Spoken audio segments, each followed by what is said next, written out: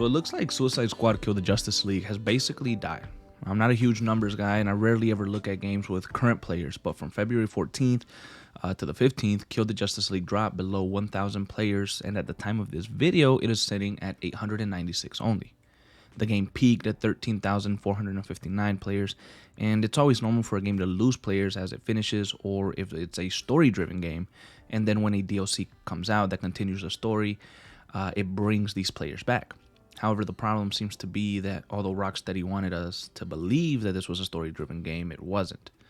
So we can't use the excuse of, oh, well, it's a story-driven game, and that's what always happens with them, and they lose players. The thing is that Rocksteady themselves kept talking about how much they planned for Endgame, or saying things like, I'm really excited for players to finish the story because Endgame is so fun. And when players finish the story, that's when the real fun will start.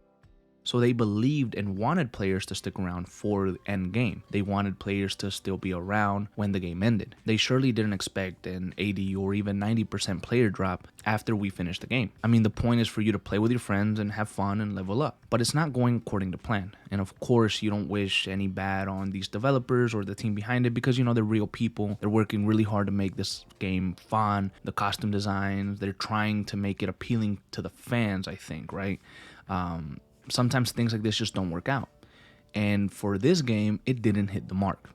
And it sucks. But at the same time, we would at least hope that now Rocksteady can see, well, this isn't the direction that our fans want us to go. So maybe we should try to change something. Maybe we try to concentrate on actual story-driven games that got us to the place that we were before this. But for some reason, studios and gaming heads, or whatever you want to call them, continue to give us these types of games and charge us $70 just to get them, and then they want us to spend more on DLC or other things that come about. And I would like to say that it won't happen again and now Rocksteady learned their lesson, but it seems like they haven't, because we've seen time and time again that the studios, although they failed at something, they continue to do it, or they try to do something the same but different. So maybe now they'll give us a game focused around a hero, but it'll also be kind of like a live service game. So I don't know.